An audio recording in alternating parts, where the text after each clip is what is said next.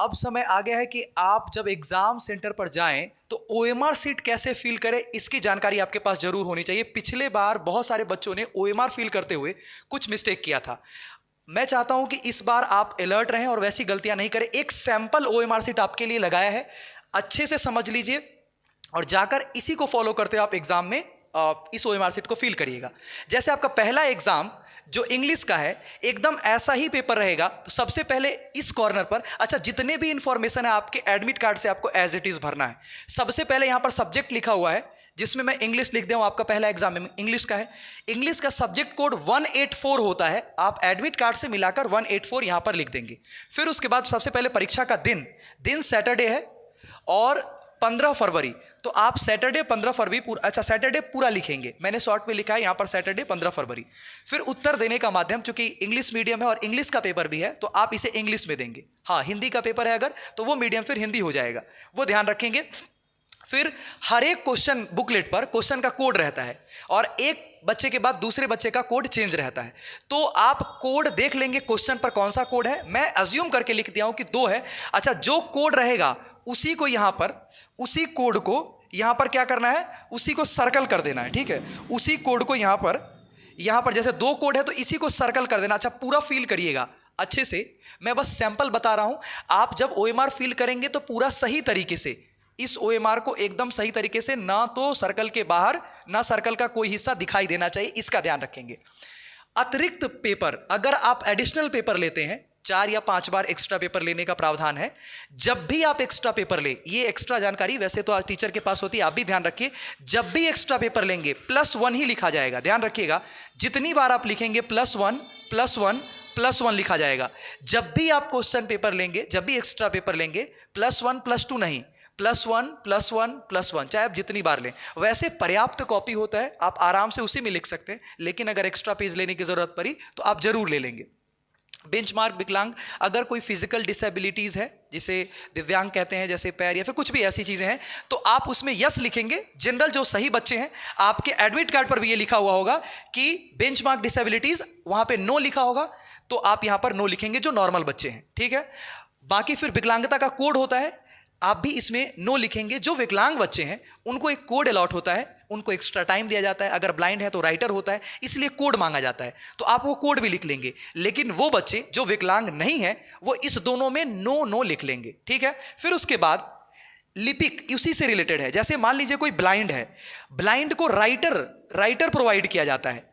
तो अगर कोई ब्लाइंड है तो उसको यहां पे यस लिखना है और राइटर का जो कोड है वो देना है। तो ये इंफॉर्मेशन आप इसे छोड़ देंगे, इसे लिखने की जरूरत नहीं है। अब हम इसमें आगे बढ़ते हैं। जैसे सबसे पहले आपका नाम लिखा गया है, चूंकि गलतियां होती हैं तो सर्कल इसलिए करवाया जाता है। मान लीजिए कोई ए लिखा, पी की तरह लिख दिया, तो इसमें इसके सामने आप सर्कल कर देंगे तो क्रॉस वेरीफाई करके वो समझ जाएगा। जैसे मैंने नाम लिखा है अमन कुमार, अमन कुमार नाम का कोई व्यक्ति है, इसका मैंने पेपर लिया है, मान लिया मैंने।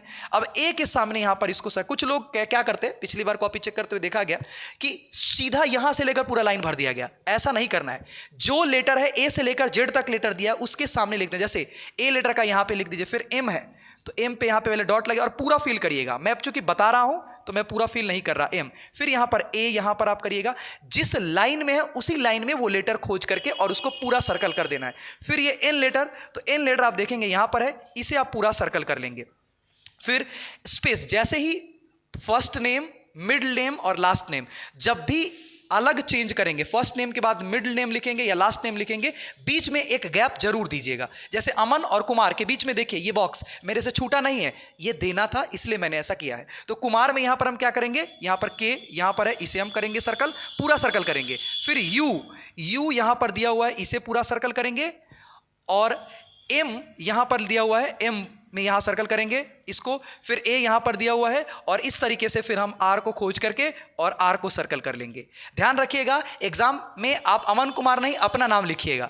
ठीक है, ये मैंने सैंपल के तौर पर नाम बताया है। ठीक है, अब इसके बाद अगर हम आगे बढ़े, रोल नंबर में मान लेता हूं कुछ भी, मान लेते हैं रोल नंबर मैं ले लेता हूं 1532100। ये मैंने रोल नंबर माना है, आपका रोल नंबर अलग होगा, अपने एडमिट कार्ड से देखकर लिखिएगा।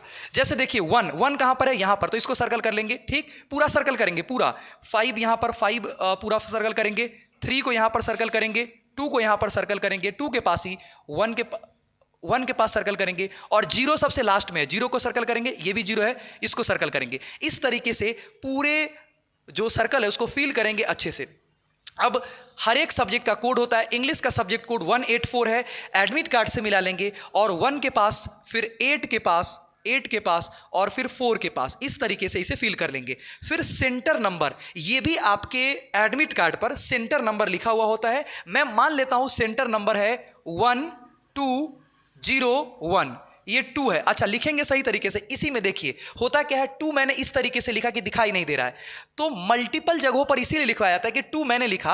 अब जब हम सर्कल करेंगे तो 2 है, तो चेक करने वाले ये देख लेंगे कि इसने 2 लिखा हुआ है, तो इसलिए भी ताकि कोई गलती नहीं हो, इसीलिए मल्टीपल जगहों पर लिखवाया जाता है। 2 के पास मैंने कर दिया, 1 यहां पर कर देते हैं, फिर 0 के पास और फिर 1 के पास, इसको अच्छे से सर्कल करेंगे, ध्यान रखेंगे। विद्यालय संख्या, school number, as per admit card, जितने भी इंफॉर्मेशन लिखने हैं आपको एडमिट कार्ड पर, जो इंफॉर्मेशन, स्कूल का जो नंबर है, स्कूल का नंबर, अफिलिएशन नंबर या फिर स्कूल का जो नंबर होता है, जैसे मान लेते हैं 1 2 4 3 5, ये आपका स्कूल का नंबर है, ये मैंने लिख दिया। फिर यहां पे विषय, सब्जेक्ट का नाम लिखना है, इंग्लिश है। फिर अनुक्रमांक, जो रोल नंबर है आपका, वो एडमिट कार्ड पर दिया होगा, हो सकता है मैंने लाख में लिखा है, हो सकता है किसी का करोड़ में हो, तो आपको देख लेना है उसको काउंट करके, 5 करोड़ या 50 लाख, मैंने यहां पे 2 लाख 5,051 लिखा है। फिर फादर नेम यहां पे लिख देना है, मैंने मान लिया है राम सिंह, आप अपने पिता का नाम लिखेंगे। सिग्नेचर, ध्यान रखिएगा एडमिट कार्ड में आपने जैसा सिग्नेचर किया है वैसा सिग्नेचर करिएगा, प्रधानमंत्री की तरह कर्सिव सिग्नेचर और शशि थरूर बनने की जरूरत नहीं है। तो जो सिग्नेचर, ये मैं छोड़ रहा हूं, या फिर मान लेते हैं कि अमन कुमार का व्यक्ति ऐसे करके अमन ऐसे सिग्नेचर करता है, तो इसी तरीके से जैसा सिग्नेचर आपने एडमिट कार्ड में किया है हूबहू वैसा ही सिग्नेचर आपको करना है। और बाकी के ये डॉक्यूमेंट छोड़ देने हैं ऑफिशियल यूज के लिए। कॉपी जब चेक होता है तो ये पेपर हटा दिया जाता है, इस पर बार कोड चिपका करके कॉपी चेक किया जाता है, ये आपको नहीं करना है, इसी इंफॉर्मेशन को आपको करना है। आशा करता हूं कि आप समझ गए होंगे और अच्छे तरीके से सारे जितने भी इंफॉर्मेशन उसे फील करिएगा, क्योंकि तैयारी कितनी ही बेहतर हो, जब तक इंफॉर्मेशन सही नहीं होंगे रिजल्ट प्रॉब्लम हो सकता है या पेंडिंग में जा सकता है। उम्मीद करता हूं ये वीडियो बहुत कारगर होगा, खुद भी देखिएगा और लोगों को शेयर जरूर करिएगा। Thank you everyone.